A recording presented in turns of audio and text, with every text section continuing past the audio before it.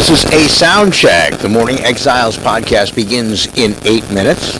That would be 8 minutes. In the meantime, we're going to make sure that you all can hear us and hear us well.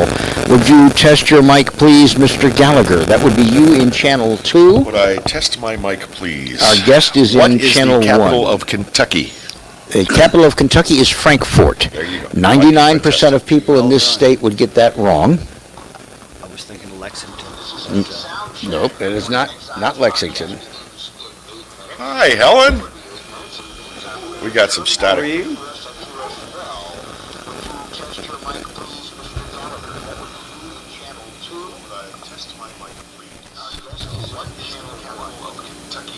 How's that?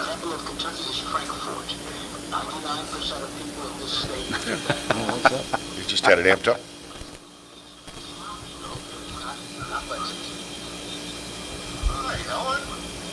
That sounds better, huh? Yep, I think we got it. All right, we're going to go silent for a few minutes. Be back in 7. There you go.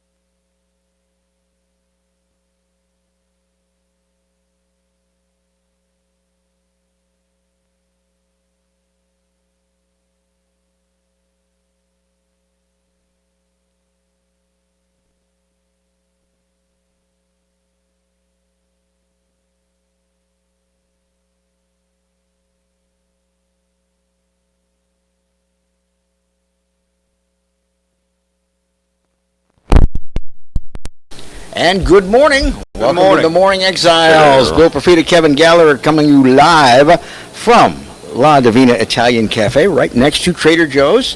The best breakfast in town, in my opinion. And, of course, Excellent coffee. the best coffee maybe in the entire state. And it's not like Starbucks. You know, this is like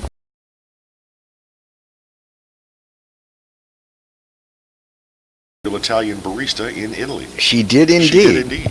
She did indeed. But she's speaking English, so we're okay. Yeah, there we go. Before we start with Councilman Matt Watson, I want to say a couple things about the passing of Governor Kathleen Blanco. Absolutely. Yes. Absolutely. And my memories of her are largely due to Hurricane Katrina. We spent a lot of hours on the air at WJBO, and we had an awful lot of people coming through. And Kathleen Blanco showed up in the lobby one day, and she kind of joked, and she said, "I heard you all had air conditioning," and we were laughing, and she said, "No," she said, I've been listening to your coverage, and you know, you've been saying you wanted to get a hold of the governor, and so now you've gotten a hold of the governor, and I'm yours for the next hour." And Karen was on the air with me, and we'd been there already about 6-7 hours, and I told Karen, I said, "Why don't you handle the first part of this interview with Governor Blanco? I think it would be good for you to do this." Yeah. And Kathleen sat right next to her. We actually moved the microphone over. It was on one of the swing arms, and sat right next to Karen so she could be eye to eye with her. And Karen said, "Governor, welcome," like this. It was a gesture. And the governor took her hand and said, "Thank you very much. I'm going to hang on to your hand for a while if that's okay." And we talked about everything that was going on and the things that were being done, the things that they couldn't quite get to yet, the worry, the anxiety. And it dawned on me what a wonderful human being Kathleen Blanco was in that moment.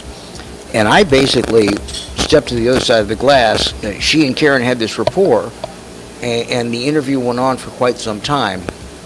And I thought it best that Karen handled that. Long after Hurricane Katrina was over, and I don't think a lot of people in Baton Rouge realize this, but WJBO, for the first 6 or 7 days, our signal was being bounced from dish to dish to dish all the way to Gulfport, Mississippi. Nobody else had studio staff. A lot of them did not have transmitters, and our engineers did miracles. They actually took DirecTV receiving dishes, turned them into transmitting dishes. And so we were being heard throughout southern Louisiana and the Gulf Coast. And afterward, there was a call, and we were told, the bunch of us that were spent all the time on the air said, "Governor Blanco would like to invite you to the mansion at 1 o'clock on Monday." And we said, "Well, okay." And we went to the mansion, and it was Matt Kennedy and myself and Clarence Buggs and a whole bunch of us, Robert Lee, who handled our news direction. Karen was invited. I don't think she could make it. I think she was out of town at the time. But Governor Blanco, in the formal parlor, set us up for lunch and thanked us each personally for everything we did to help the state of Louisiana after that hurricane. Now, let me tell you what, we had done a lot of disasters, and we always will. Never had the head of state invite us to their home and thank us personally. She What a spent about an class hour act. with us. She was a classy lady, and I know she's got a special place in heaven, and all I can say is God rest her soul. Absolutely. If I could include just one quick one, I was working as a news reporter for the Louisiana Radio Network during most of the Blanco administration, and we got the call from her press office that she had this was after the hurricane was over. The Road Home program was up and running. It was having its problems getting started up, but we were speculating. I wonder what the press conference is about, and the editor, the news director, Jeff Palermo, said, "I think she's out," and he meant the governor's race, re-election. And we debated that. No, she wouldn't get out. She wouldn't get out. So we went up there, and sure as hell, that's exactly what the press conference was for, to announce that she was not going to run for another term in office. And she stated her reasons as basically she had become so political, such a political hot potato herself, that she thought it would just I don't know about tear the state apart, but it would be a very contentious, very ugly gubernatorial race if she were to seek another term in office. And when question and answer came, I looked at her, I got my chance to ask one question, and I said, so for the sake of the state, you're falling on your sword and ending your political career. And she looked at me for a moment before she answered, and I saw appreciation in her eyes. She was a kind woman. She was a decent woman. And she's going to be sorely missed. Yeah, she also had a really good sense of humor. Matt Kennedy is a pretty good piano player. I don't know if you know this. He plays by ear. Can't read a note of music. And they've got that big, beautiful grand.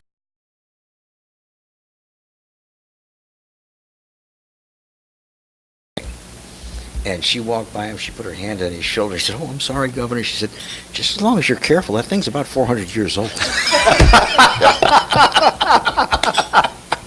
Anyway. But I've never seen anybody be discouraged from playing that piano if they knew how. Yeah. They don't want you messing around on it, but if you know what you're doing. Yeah. But she was just a sweet lady, and we were blessed to have her presence in this state, in public life. Speaking of someone that she certainly loved time will tell whether we think we're blessed to have his presence in public life in this Wow. state. He's not dead yet. I didn't want to wish him ill. It'll either be, Matt Watson. These are the kind of things you say when Satan somebody's human gone. form, or it'll be that guy. Councilman Matt Watson joins us to check in. Good morning, Councilman. Good morning. How are you? Thank you so much for having me. I'm doing well. Thank you for I know we've got a lot of city business to talk about right now. I ran into one of your colleagues yesterday at the ribbon cutting at St. Michael for their big multi-purpose student building. It was great. It was wonderful. Congratulations to them on that, for sure. I think one of the issues that's on the back burner, it's kind of simmering, we don't know if it's going to boil yet, is this lawsuit by the Alton Sterling family. And I think I know what you're going to tell me is probably the same thing your colleague told me, is that you can't comment on ongoing litigation. That's exactly what I'm in the situation of that's the comment that I have to make. I mean, there's a lot of communication back and forth, but it's not something that one could comment on while there's the litigation is ongoing. That's absolutely correct. Well, I would like to offer my comment just as an observer. I figured you would. Well, Bill's never a shirker. Well, I'm gonna try to stay between the white lines on this one. What do you mean white lines? I'm gonna try to stay in the center of the road. How's that? There you go. I don't think that it was a good idea to have an apology to come from a department head at a press conference in terms of this lawsuit. I think you have to kind of, whatever you feel personally in your heart, I think you have to keep that quiet.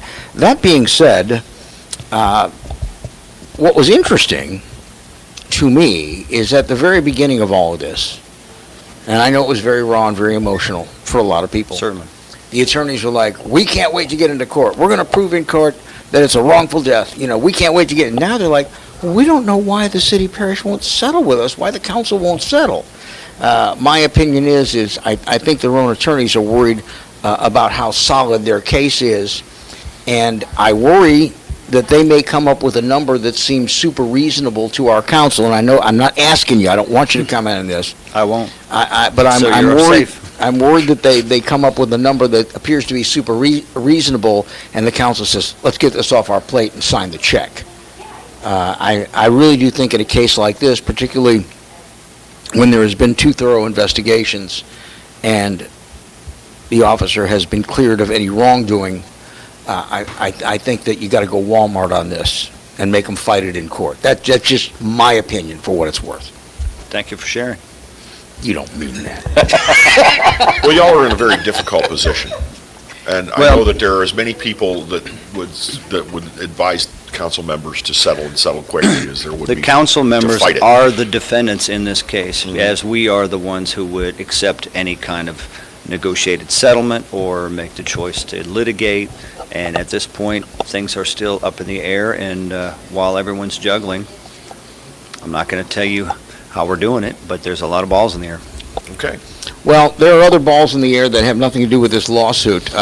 We've got a city council that has been at odds a little bit. We've got one member is running for another office, and we've got things like the tire shredding operation What's happening at council now? It seems to the observer that everybody's being a little more well-mannered. When the curtain's up, we play nice before the audience. Oh, okay. Well, See, now I had been told in the past it's the opposite. When the curtain's down, we get along fine. Maybe years ago. There is a lot of division on this council, and Yeah. I would say we have what I think of as a division between what the Democratic Party and what Democratic voters expect from Democratic leadership, and we've got what Republican voters expect from Republican leadership, and just by chance, that happens to be that the Democratic members are African American, the Republican members are white. So it's easy to play the game that this is racial politics when this is political philosophy and economic politics. well, but at that you were seeing that on the national level. Absolutely. It's kind of hard to get away It's from an that. easy hot button thing to grab onto to I mean, really get people fired up. If you're a Republican, you're a racist. I mean, just look at Kevin. What did I do? That's exactly it. You're privileged. What did I do? I spend an awful lot of time working hand in hand with folks that are African American, Latino, and white folks. My son said you spend a whole lot of time in North Baton Rouge on top of what you do in District 11. And Well- District 11 is primarily a Caucasian district. Well, at least you're setting a good example. Well, hopefully I'm setting an example for the folks that are actually supposed to represent those areas in North Baton Rouge that they don't see at the events that I'm at, and they ask me, where the heck is our council person? So we're also talking about there's I guess they're introducing a bill to revamp the plan of government. Yes, there's been a plan of government committee that is conveniently met at 2 o'clock in the afternoon, so everyone could go and see what's going on. I'm sarcastic, of course, in Yeah, of saying so. course. A couple of months in, I went to public information and said, are these being taped and broadcast and archived so at least somebody who's maybe a masochist would want to go online? And they said no, and I said it better start now. So public information actually started taping. So you're not going to see the first couple of meetings if you go to the archives of that on brla.gov, but you can go and watch So, some of those proceedings. I'm guessing as part of the revamp of the plan of government, there won't be any at-large members of our council. Say, No, I think the plan is to Zero that in because- is to yeah, add at-large members. Oh, really? One of And then these- give them a tiebreaker vote. one of these, well, that's something that Pro Tem Scott Wilson brought up, is that it would be moved from 12 down to 10, then create 2, which I think are disingenuously named at-large seats, because one would be a registered voter inside the city of Baton Rouge, the other would be just in East Baton Rouge Parish. And at-large seems to be City parish government. that would be Parish without a district, and they've spelled out that these are districts by having one for the city and one out, for the whole Yeah. parish. And I understand what they're doing, and if that's what, if what they're trying to attain is what's, to me, obvious that they're attaining, just call it as such. Don't call them at-large seats, because it sounds too happy Well, and- to the general public, and when they learn about it at these public meetings, there are going to be people who are going to put 2 and 2 together to say that these are just larger districts, not truly at large. And I will say there are some people that have handled their seat as if they were in an at-large district, particularly when it came to the no smoking in casinos and bars. I think we ought to have a really good read of the Constitution and the plan of government before we do anything. And for those who can't get through it, have someone read it to them. You are in a representative position.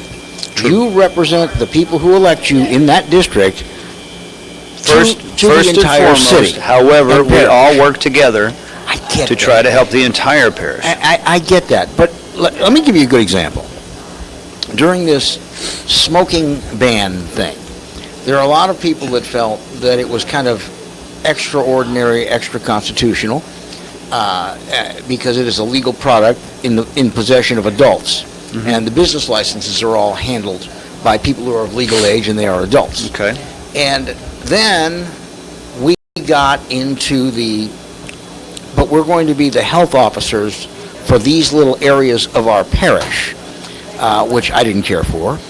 And then we got into, and it might cost us an awful lot of tax money. And I love Barbara to death, but she and I had a very, very quiet but serious conversation when I looked at her and said, are you willing to have people in your district, because you voted for this, if it passes, make up the shortfall? What do you mean?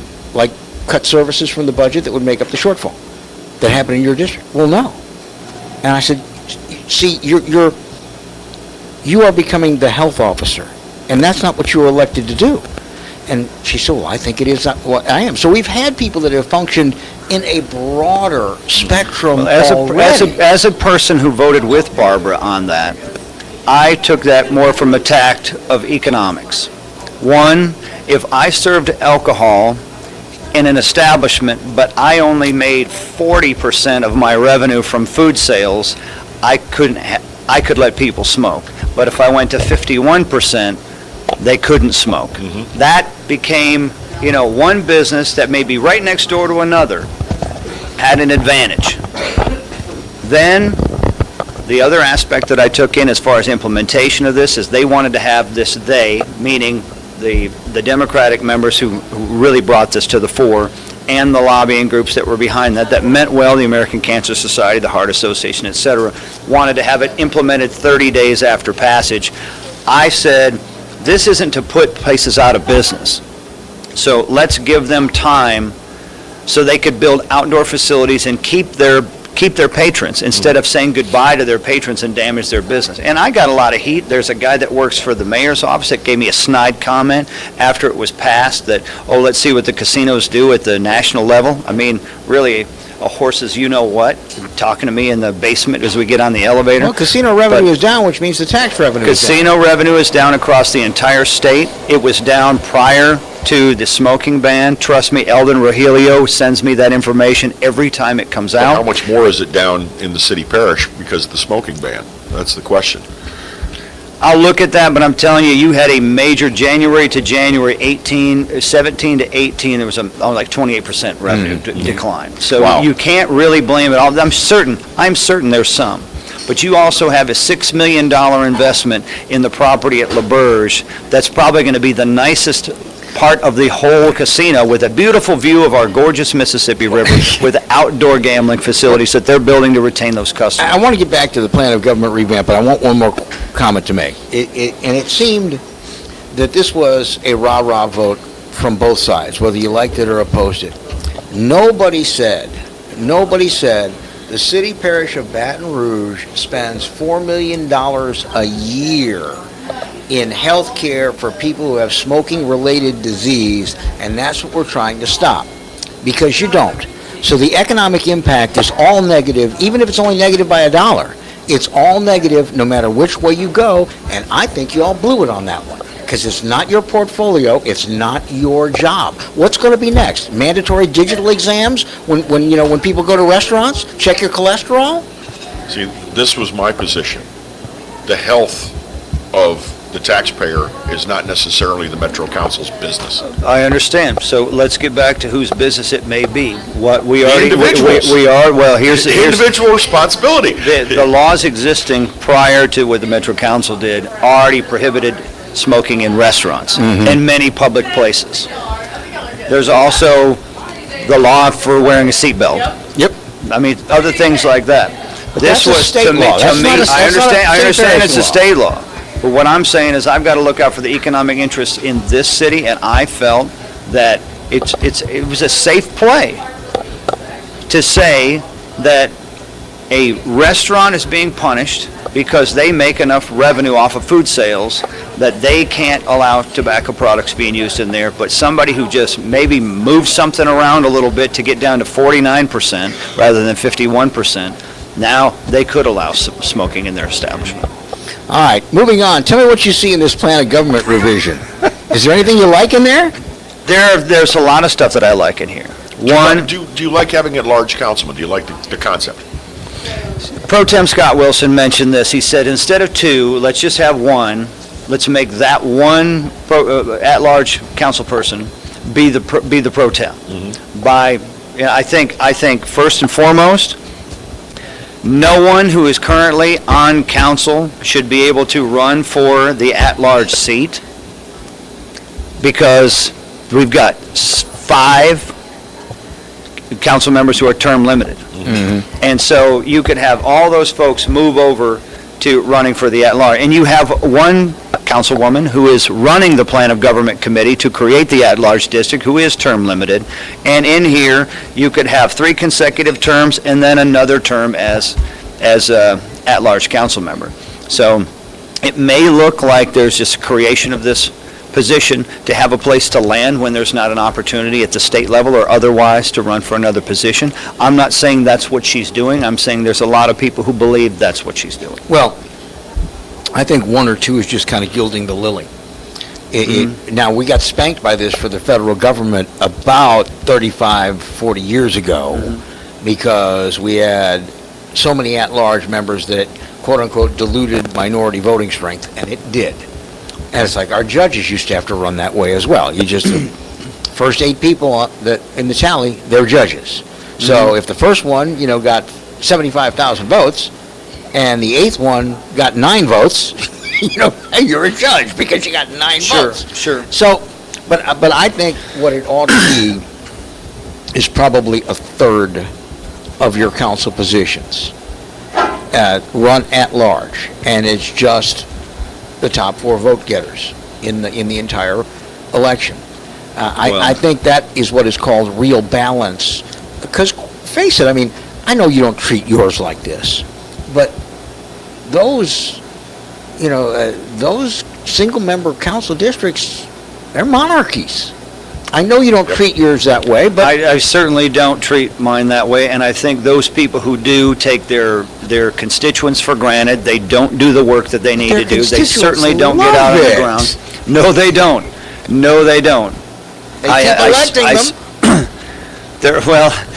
I've talked to some people that have said they're doing everything they can to make some changes in their districts, and they're not the council members who are term limited. So they're going to have there are going to be some people who are going to have some serious fights on their hand, because there's some real power brokers that I've just chit-chatted with and talked about that have said some pretty sideways comments on people who, if you listen to how great they are, they're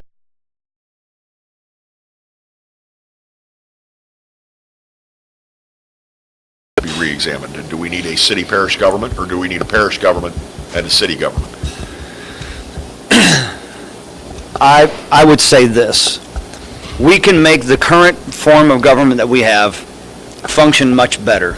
And it's not a fault of the organization of the government. It's the human element that fills those positions is what's hurting this parish. If you make a change as you recommended, or you mentioned that the change that people are talking about, you're creating more layers of government, and instead of more money going into clearing ditches, filling potholes, fixing streetlights, you're paying another Yahoo at another level of parish government. You're paying more people to shovel paper and not respond to emails and have someone on their staff to take messages that they never get back to be the assistant to the assistant, that kind of thing. Yeah, and heaven forbid if we ever get to that. Now, I don't know this because I've not read it. I have heard that there are some items in this revision of the plan of government that would kind of really revise promotions and hiring and things like this in various divisions of city parish. Is that in there, or is it not? I've gone over chapter 1 through 4 right now, and there's not so much in that chapter right now. There are 126 chapters. There's a lot of chapters in this. There are. And so the things, to sidestep your question, which I don't have a good solid answer for you at the moment, and talk about some of the things that are really positive that have come out of the Plan and Government Committee. Changing things like from rural, urban to incorporated, unincorporated, all the cleanup of language stuff, that's all well and good. The main thing that I like is what we have now is the mayor, president, has a very powerful position in this parish in that they create man or woman, whoever's mayor, creates the budget, dumps it on council early November, or sits in public information in a stack with each person's name on it. Then you've got Thanksgiving and the breaks and missing, this and moving things around, and then all of a sudden by December 12th, 15th, if council hasn't made any change to it, meaning read the darn thing, figured out where money needs to be taken from to be moved to somewhere else to serve the community better, and have 8 people agree on that to have a veto-proof majority, regardless of what the legislative branch does, by law in the state of Louisiana, it passes automatically. So we do have to have a balanced budget, that's mandated, but if council can't get cross-party, agreement on where we need to move stuff from here to here, I mean, obviously, it's a farce how little money is spent on tearing down condemnations. When we spend all the money with the parish attorney's office and inspectors to go look at places that are half burned down or half fallen down and no one lives in them, and is affecting the quality of life of the people who live next door to it. And the complaints are generated not from people in Shenandoah. Don't make a complaint about someplace on Choctaw. The people on Choctaw make a complaint on Choctaw, and they deserve better than to live next to it. But when you put $160,000 in the budget to handle tearing down, and I realize That's they'll maybe 10 houses total. Yeah. we had Maybe. about $12,000. Yeah. Yeah, exactly. That is 40 years of deferred maintenance. When people say deferred maintenance, it's a polite way of saying ignoring people and taking them for granted and no care for their quality of I life. can't see that. I don't see it there. Matt, we got a couple minutes left here. What is your opinion on how much whatever happens at the ballot box regarding St. George may change council action, even on this revision of the plan of government? Well, what they're trying to do, the push that I'm hearing some folks try to do, is to try to have the plan of government amendments on the exact same ballot, October 12th, as those folks in the proposed St. George area. Now, isn't it? I would think it's getting pretty darn close. But if that was the case, that would solve that problem. As far as having people make a decision at the same time. You'd have people inside the curtain in the ballot box a whole lot longer than they usually are, reading everything all the way down, because people aren't going to just hit the top 2 and say, forget about the rest. They're going from top to bottom and probably have high emotions about everything that's on. One would hope. Yep. Yeah, Yeah. one would hope. There's too much Certainly. at stake here. Certainly. Well, I would think, the most important thing that I would think is, regardless of one's opinion on the city of St. George, my message to the people who live in the area, if they're successful in creating the city of St. George, they are going to need to have not someone who favors St. George over other areas, but someone who remain fair to those folks and make sure that they get what are supposed to be parish-wide expenditures and maintenance, that they continue to get that in a fair manner, and not have someone who may withhold services as much as possible to try to validate what an accountancy firm said, that you don't have enough money or the intelligence to run your own city. One quick question, because we've only got a minute left before we shift guests. I know that the mayor's office and the council has absolutely nothing to do with public education. True. But there are a lot of people that feel that the success of St. George would really spell doom and gloom for the East Baton Rouge Parish public school system. Well, you're looking at 5 years at the soonest before you would even have anything on the ballot for creating your own school system if you're a member of the St. George area and that city becomes its own entity. Then, unlike the vote that is only the people in the geography of the proposed city of St. George, a school system for that same area, instead of just the folks in St. George having the vote to create their own city, the vote to have their own school system is a statewide vote. Now, whether people in Ruston or Shreveport or Lake Charles care one way or another, you have to have buy-in throughout the entire state, because it's a different, again, as you said, it's a different entity altogether. Well, I worry that the tax base left inside what will be Baton Rouge and is not enough to support the structures and the faculty and the staff that they have in the East Baton Rouge Parish school system. Well, I would like to think that we could get in the next, 5 or 6 years, if we can turn the tide in the things that are ailing us right now, possibly at least stop the bleeding when it comes to people leaving our municipality, and hopefully get folks that work here move back here so they're not spending so much. Maybe it's just save yourself 2 hours of driving time and move back over here, because now we've got a better place for you to live and raise your kids. I actually know people that moved to Ascension because they wanted better schools for their kids. Well, their kids are now up and out, off to college. Now they want to move back to Baton Rouge because the traffic in Ascension is terrible. Certainly. Because they have infrastructure problems out there because they grew too fast. But this whole St. George thing has them worried, because that would be the area that they would target for living in, southeast Certainly. portion of the city parish. Certainly. But they're worried about what being a resident of St. George is going to mean taxation-wise. Certainly. And I can understand that. Not knowing what the future lies would make anyone a little hesitant in any decision in their life. Do I think I'm going to keep my job? Do I feel confident about my job enough to go borrow money to buy a car? From all the way down to those around the kitchen table decisions. If you don't know for sure, or have real confidence in what the numbers are going to be, that would make you hesitant to make a decision. And that affects everyone. Well, Matt, as always, we enjoy the time spent talking with you. Well, thank you so much for having me. I appreciate it very much.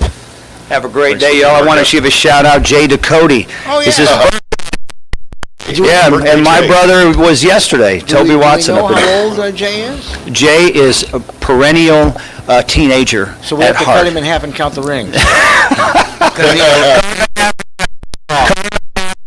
Tacos. There you go. Matt Watson, thank you for joining us. Happy birthday, Jay. All right. Have a great day, y'all. Thank you again for having me. We're going to switch gears here. I saw this the other day, and I immediately made a call to Helen Graf with Graf Financial Management, and Helen, of course, was a guest with us on Talk 107.3 many times. 17% and climbing of parents who have kids between, now get ready, 8 years of age and 17 years of age. 8 are getting them credit cards in their own names. Now, this isn't permission to use mom and dad's credit card. This isn't a preloaded debit card like a lot of people send their kids off to college with. This is an actual don't leave home without it credit card. It's a Visa card, a MasterCard. Visa, Master, Discover, American Express. Certainly with like $1,000 credit limit or something like that, right?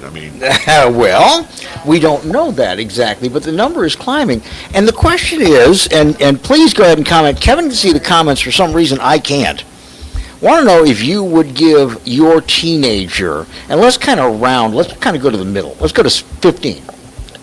Would you give your 15-year-old or 16-year-old, would you do those 2 years, an actual credit card in their name? And Helen, you've been in the financial management biz for years. You have your MBA from SMU, and you also have kids that were teenagers once. What do you think of this idea? Well, I'd put this big asterisk on it, and that is, what have you done as a parent to teach your kids financial responsibility all along from age 8 or from age 6? What behavioral characteristics have you tried to engender that create financial responsibility? So that would be the first question I'd have. And but I think 15 is still a little young. I think that maybe be the year before they go to college to create some behavioral characteristics that will teach them responsibility going forward. But it ain't no way. There's no way that you know what you need and what you don't need. You can't discriminate that way at age 8. Helen, as I sit here and I listen to you, I'm thinking, I just had a scenario play through my head. I've got a 16-year-old. They drive. They need a tow truck. Most tow trucks go, see some money, and you're lucky if one will actually take the credit card. I can see that as an efficacious situation for my teen to have a credit card. But I just don't know that I'd trust him not to, be out at, Bob's vape shop, wait a minute. maxing that thing out, You can go to any Walmart in the world, and you can buy the Walmart preloaded Visa debit card at no fee, and you can say, Kevin, this little card that says Visa will do everything a credit card will do. It's got $300 on it, and that's in case you need to get towed. Now, If you blow it on booze and blow, It's gone. and then you're stuck on the side of the road, wait for the guy with no teeth going, hey, you sure got a pretty mouth to come and help you. Yeah. Now, Helen, what do you say to that? Or you get a AAA card. Yeah. Why would someone choose to get a full-blown credit card for their kid as opposed to prepaid debits? I think that you start off at the beginning with like a prepaid debit. Well, I'm going to go back even before that, but a prepaid debit that you train them into a credit card in college. But I would say you've really got to start young. To Bill's point earlier when we were talking, I mean, one of the first things my dad did was, you want a bicycle, you earn half the money, and here's the chores you have to do it. This is the way I did it. You have to learn some good behavioral things, and then you've got to be able to separate, and you don't know this at 8, but what are necessary expenditures and what are expenditures that just give me immediate gratification. You've got to learn the task of short-term pain for long-term gain. Here's personal experience talking now. And now, guys, like I said, Kevin can see the comments. I can't. Feel free to beat me up over this if you want to. But you know what I see? I see the parents that would teach their kids that kind of responsibility wouldn't qualify to get a Visa card for their kids financially. But now what I've seen on the other side is some very good friends with their daughter, went to the finest schools, went to Episcopal. Parents tried very hard to make sure this kid could keep up with all the other kids from wealthy families at Episcopal. And let's see, in one instance, because the new car they had gotten her for college was not good enough for a weekend road trip she was taking, she swapped with her mother's brand new top-of-the-line Acura and managed to sideswipe a car that was having a traffic emergency on the side of the road. Yipes. Okay, and then, let's see, went to Mardi Gras and decided to take her mother's cell phone instead of hers and loaned it to some guy in the bar and never saw it again. And then on the same trip, parents had gotten her a credit card that was a sub-account of their credit card, and Mom wanted to know why she had a $500 bar tab. Now, Yeah. what I am telling you is most of these kids that are getting these cards, in my opinion, have never been denied anything in their life, and it's going to be, whoo-hoo, party's on me. That is so true. I had this conversation with an intern that we had about what behavior does he see with credit cards or cards in general. And the conversation kind of went, because it bothers me when you're around LSU or whatever, and you see these kids swiping these cards mindlessly, buying whatever they want. And he said, I think you see less of that kind of behavior at LSU because they're trying to fund until their student loan money comes in or until something like that. He says, but I do see more of that kind of behavior at a school like Tulane or something where they're just freely spending large sums of They're on money. mom and dad's money. On mom and dad. And so I really do think you need to start out, if you do, as you approach college, have a credit card, have a limit on it, have some responsibility for paying it off, and let them know the two sides of the coin. One of the other things I want to kind of add to this is these parents, financial literacy in itself has not been taught. And so these parents who may be very, very bright, and I see them all the time, they may be attorneys, they may be physicians, engineers, whatever, are not necessarily financially literate themselves. So how do you expect them to educate their children in financially responsible behavior? They have the incomes necessary to support their lifestyles, but they don't necessarily spend money in ways that create wealth and security. Well, see, I see something else. A lot of these people who are very, very well off financially, what they're doing, I think, instead of teaching financial literacy, is I think they're buying off their own guilt, because they do work so hard and so many hours to get to this financial point that they know they haven't spent a lot of time with their kids, or they feel that way. They've missed ball games and parent-teacher conferences and things like that. And so now the kid is 16 years old, and, Jimmy just got a BMW, 328. Well, I haven't been there for you much, so I'm going to give you that BMW 328 so you can be just like Jimmy. Jimmy just got a whole new wardrobe from Carriages. Well, all right. And it is the way they We assuage. don't shop at carriages. Daddy does, and I mean, that's the whole thing. They're assuaging their guilt by throwing money at kids. Yes. And the kids don't think it's real money, by the way, when it's in a card. I had young people that worked for me when I had my advertising company, and every time I gave them a card to go buy something for the company, I said a Hail Mary, because they don't think it's real money. Right. And two points I want to make here. One is go for a week or a month and only spend cash. You will get more in tune to your spending habits with that than any other exercise I can think of. And the second thing is know what is a discretionary and what is a non-discretionary expense and what the difference is. And so the non-discretionary expenses you don't have as much control over. Oh, now you want these snowflakes to have discretion. Well, the thing is to know the difference, because if I'm going through a hard time, how can I modify my behavior to make it through this hard financial time? And everybody's going to have them. I mean, this does not mean a very wealthy doctor or lawyer or whatever cannot be caught up in some situation that challenges their economic security going forward. So the thing is, how do you handle that? Yeah. And so these are two skill sets that, number one, to your point, Bill, is for whatever behavioral reason that you have, you do not have this control over your spending. You don't have this money. We've got money by the barrelful. A lot of people don't have money by the barrelful. They have to be much more aware of their spending and things like that. Well, and here's the whole thing. When I was at LSU, a lot of us still worked our way through college. Right. We had scholarships, we had jobs, things like that. I mean, I had some friends whose parents were putting them through, but also taking care of their expenses. And what they would do is, okay, you go to Capital One. Capital One was the big LSU bank at that time, because they had branches surrounding LSU. The official bank of the LSU Fighting Tigers. And we will go and we will open up a checking account in your name and my name. And every month I'll put $150 into that account so that you can go and buy a pizza or beer if you need new tennis shoes. And then when the era of the debit card came out, then they'd say, well, the debit card is going to have $150 a month put into this same account. You had a financial leash. Right. If you give a kid a credit card with even a $1,500 credit limit on it, which is fairly low these days on a Visa card or a MasterCard, that kid could be in Cancun Tuesday and you would have no idea. Right, and that leads to my question, Helen, and you may or may not know, what the practices are, but if I take out an additional card for my kid.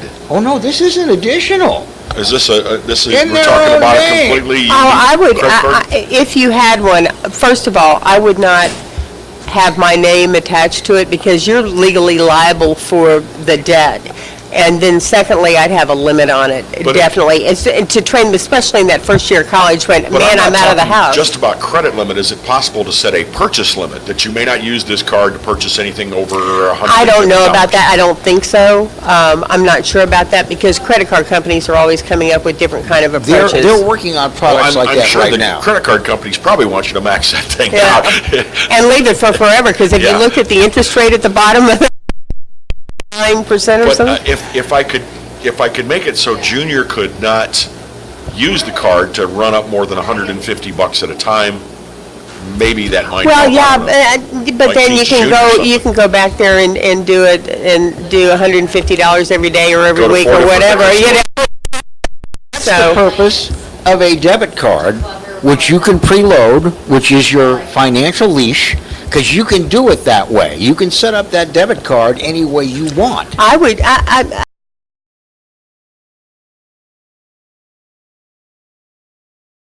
if you have fraudulent activity. And so I would, if of those two approaches, I would tend to lean towards a credit card. The expenses on it, But when I was at LSU, they had one of these programs for people who were juniors in college. It was a MasterCard program, and they would open a credit card for you. Yep. And because you were over 18 by that time. Yep. And it was a very low limit. It was like $200. And myself and a lot of my friends did it. And like I said, most of us were paying our own way. We hit that max in about 45 minutes. Yeah, you know, I mean, exactly. it ain't real money.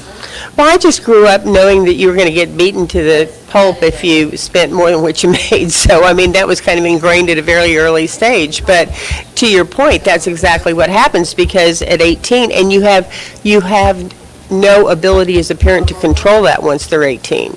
They can get credit card offers in the mail till the cows come home and sign up for everyone and spend, and so that's one of the reasons why you don't want your name on it. You dig yourself a hole, you dig yourself out of it. Now, I have seen, and I don't know whether your company deals with any of this with your clients, but I've seen, like for some of the big ones, Merrill Lynch years ago, I remember this, and I'm sure all the other great big international firms, they actually had Visa cards that were kind of guaranteed by your investment account.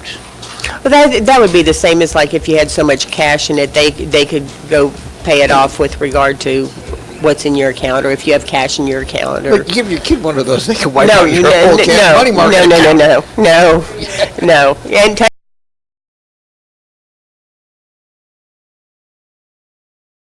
brokerage firms now have bank accounts attached with them. They become part of the investment account. So where we have our accounts held, has a bank that is an FDIC insured bank. But no, I don't want a kid. No, they're not getting control of that. I was young, 15. Before I even had my driver's license, I had a checking account. And my parents seeded some money into the checking account, but then I was supposed to put money of my own. And I had a weekly job. Didn't prevent me from overdrawing that checking account. It's like, wait, I got plenty of checks. What's the deal? Yeah. Is this really Well, any both of different? my kids had checking accounts because the credit card phenomena wasn't as big then as it is now. But that kind of, we monitored those checking accounts, and you only put so much in on a monthly basis, and you became responsible for your own spending. We didn't have many overdrafts. But is this significantly any better or any different? Letting the kid have a credit card as opposed to a checking account? I kind of like the idea of a checking account because, once again, it's one step closer to paying cash. And I think the further you get away from paying cash for things, the more you lose touch with real money, what real money does. It's so, you're 2 and 3 steps removed when you're just swiping cards. Unless you do that in a responsible manner, you're going to you spend more like that. There's a difference. If at the age of 16, you had $200 in your checking account. Yeah, probably at the most. All right. Once you got to $210 in checks, everything stopped. But if you had a $1,500 limit on a credit card, they would probably let you go at least 10 to 20% over that before everything stopped, and then you're liable for all that money. Because what I think a lot of parents don't understand is every time you use a true credit card, you're taking out a loan. Exactly. Unless you pay it off at the end of the month, that is exactly what happens. And then, let's say you have some event that comes on, I'll just leave the loan balance on that credit card for another month with interest, and then another month and it starts creeping, and you get this creep, and now you're paying, they do studies on how much it costs if you buy a $100 object, and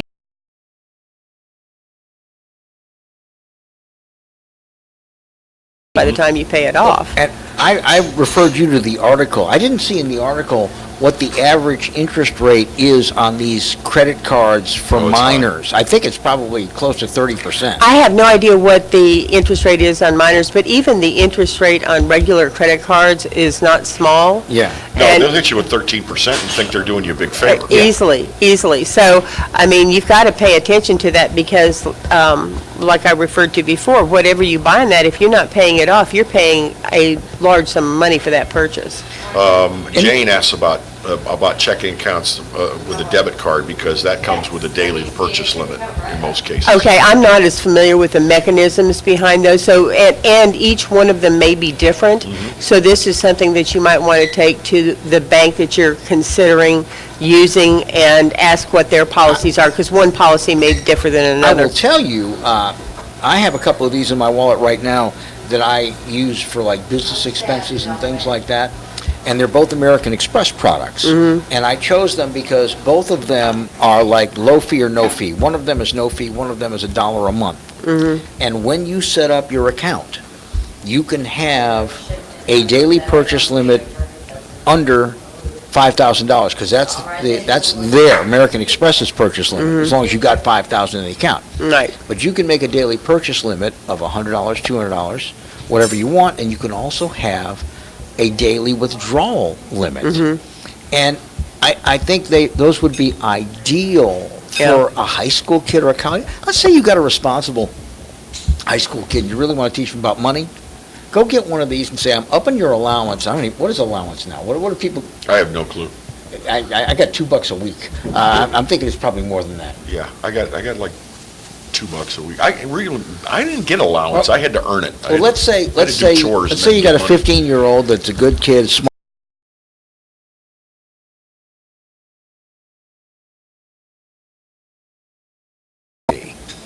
And I'm going to put another 150, I'm giving you a raise, and I'm going to put it in this account. It's a debit account. And you can watch it grow, and you can use it for expenses. You can use it at the ATM if you're going to the movie and you decide that you want to go get a pizza afterward and you don't have any cash. But you're going to have to manage your money this way. Right. And you know you can't get burned because you put all the money you can or that you care to in it at the front end. Yeah. Again, when I had my advertising company, a lot of my student interns were walking around with these. That's how their parents kind of controlled the spending a bit. Yeah, there are these banks and financial institutions are doing a lot more to, I think, address this now than what has been done in the past. So you just have to select one of those. But what at the core of all of this is modifying spending behavior and incentivizing the right way and trying to encourage long-term financial stability for short-term, I want it now. And I'm going to ask you this. The earlier you get kids used to this, the better, I think. yeah. I'm going to ask you this because you've been in the business a long time, and I know you raised kids, and you were probably very, very strict with the way they handled the money that they had. Did any of your kids ever go rogue on you and just overspend? One went a little bit crazy when he went to college, but he reined it in. But I would say another part of teaching kids financial responsibility is allowing them to make a mistake and then bringing them to the table and having a conversation about the learning experience and having them find a way to get out of it. So I think to some degree you can't have the reins on so tight you don't allow them the other half of the learning experience, at least up front. They've got to know the pain of what can happen to you. So, Kevin, if you had a teenager now, would you give them a credit card? That's a really tough question to ask me because I have no frame of reference because I don't have any children. Well, but you've got some nephews and nieces that are teenagers you're very close to. And I've given them money, but I've made them earn it. You know, I've had them come over, help me in the yard, that sort of thing, and I've made them earn it. That's the way I was raised. I know it's probably not as practical as it once was, but I think if I had teens, that's the way. It's like, earn it. Get out and earn it. Whether you work for me or whether you work for somebody else, get out and earn it. I remember my first allowance was at 8 years old, you got 8 cents. 4 you could spend and 4 you had to save. Wow. 50 cents and a quarter goes Yeah. That's how, and then you saved up. Well, I mean, we had to save, but we didn't have to save from allowance. When we first got our jobs, now, I worked at a 7-Eleven store when I was 13. And let me tell you what, I had more money than I knew what to do with. And my mom and dad saw it and said, half of that goes in your checking account. Well, you know, the other thing that you're not seeing now, and I notice this especially here, you're not seeing, our kids would go out and go down the street and knock on doors and say, what can I do for you? Can I mow your grass? Can I weed your flower bed? Can you Actually, not? that happened to me just a couple of weeks Did it? ago. Right. They knocked on the door, said, could I cut your grass for $20? I said, I'll pay you $40, go. Yeah, exactly. But I'm not, maybe I'm not in the area where this is happening, but I'm not seeing as much of that eagerness on the part of kids to go out and do A this. bunch of teenagers where I live, and they're all great kids. But never has anybody knocked on the door and said, hey, I'll cut your lawn for, $30 or whatever, or, Let me walk your dog, let me... Or I see your window frames are getting a little chipped, you want me to paint those? And, Yeah. Well, and there's things that there used to be employment available for teens that isn't generally available anymore, like, for instance, a paper route. Yeah. The newspaper distributes the papers themselves. They don't have paper boys, per se. Nobody goes door to door selling anything. Now, And generally speaking, I don't answer my door if somebody knocks on it. Teenage girls, late teens and into college, they've got a babysitting co-op. They've managed to make their own business. Yeah. And they seem to do pretty well with the babysitting. I just don't know. If I had a kid, maybe I'd consider doing something like this, maybe as a prepaid debit card, not a credit card, so they would have some kind of a safety net. But I would certainly encourage them, don't just go out and It would be blow this. limited, and if they This is for exceeded gasoline, it, this is for emergencies, this Right. is, don't go out and just blow this. And the point of the whole story and having Helen with us is they made it very, very clear in this New York Times article that the parents weren't doing this for emergency use or as a cushion. Yeah. They thought it would be good for their kids to have a credit card. it's keeping up with the Joneses. yeah. I guess it is good, depending on how the kid handles the credit card. Well, the thing is, the way the article read was go out and buy the name brand, whatever it is, so that you can, there was a story, and I don't know whether it was with that, but some kid in Norway or Denmark or whatever, his parents gave him a Beamer, Brand new Beamer, yeah. and he ran it off because he wanted the newest Jag, the Beamer wasn't good I enough for saw him. that story.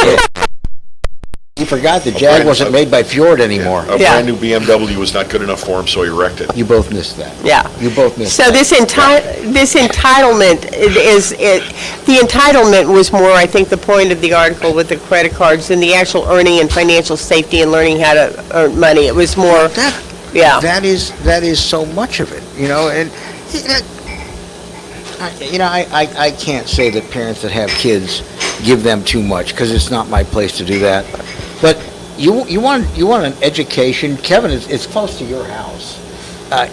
Go by today around midday and take a look at the student parking lot at Episcopal, and then cast an eye toward the faculty parking lot.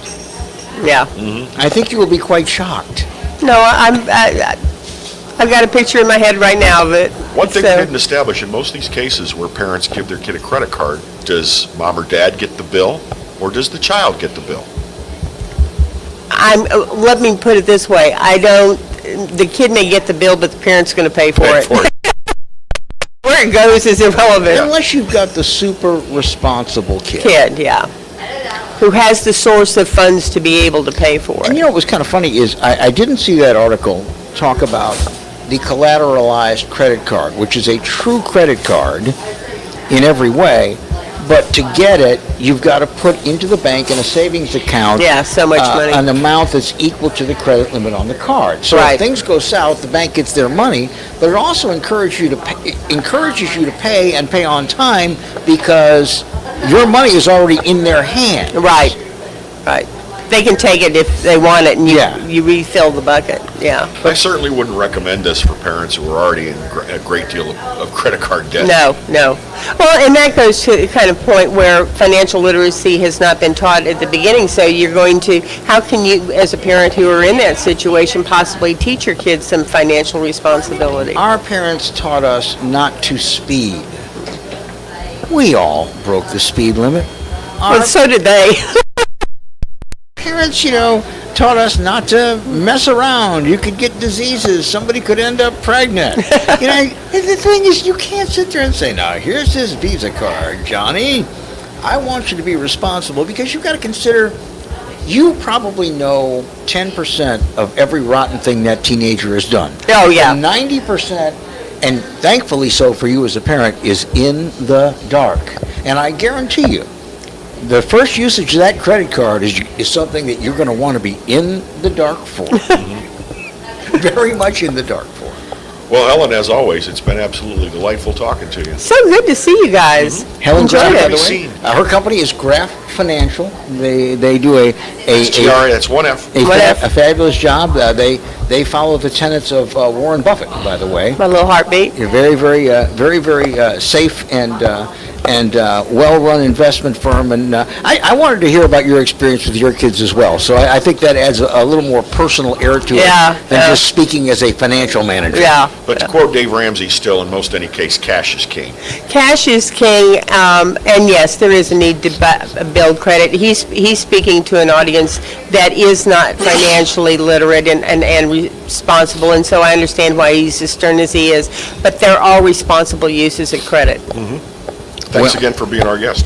Well, I appreciate it. Thank you. Thank you very much. And Before we go, I just wanted to say one thing. We talked about Governor Blanco passing away. Also, early in the weekend, last weekend, Nancy Parker died in a tragic plane crash. She was flying with a stunt pilot, part of the Confederate Air Force, as I understand it. This guy was a very experienced stunt pilot. Just shows you that even the best pilot can have a mistake made. I didn't have a personal relationship with Nancy when she was on WAFB for many, many years, though. I admired her. I thought she was an A1 professional, and she found a home in New Orleans and made herself a part of that city. And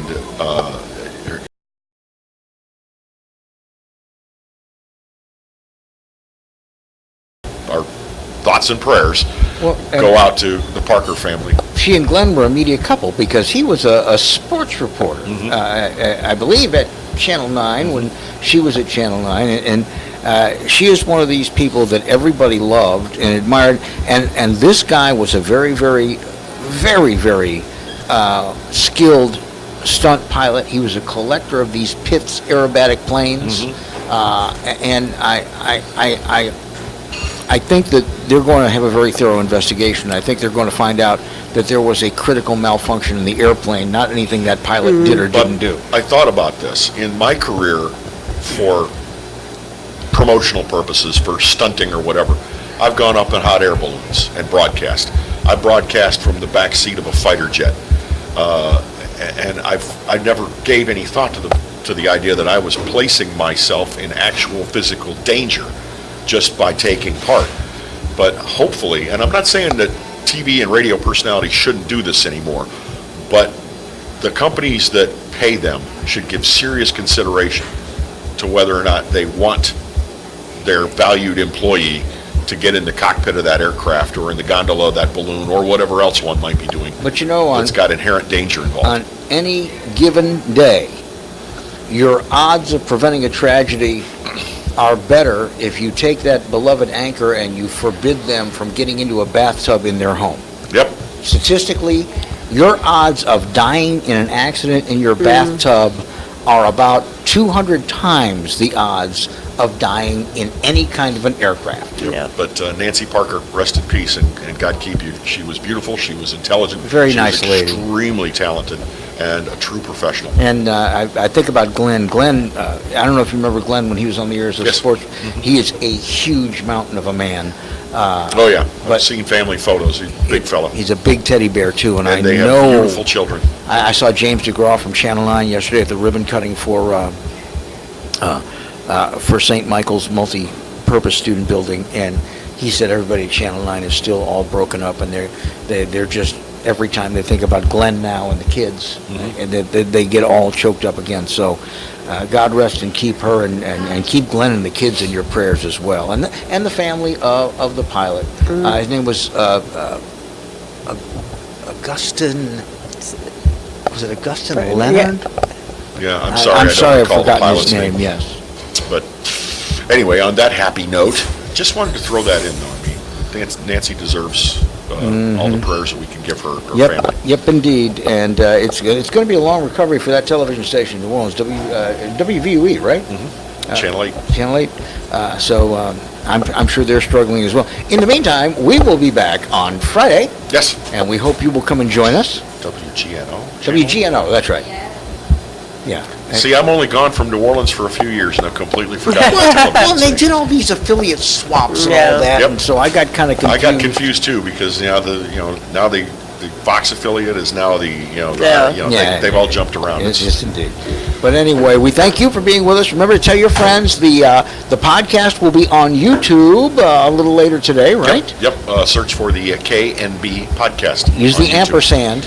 or just go to the Morning Exiles page on Facebook. Yes, indeed. So tell your friends, it's the Morning Exiles page now. We have left Kevin's page alone, and we look forward to hearing you and seeing you on Monday. Yes, my page is so lonely now. So, Ciao. bye. Thank you.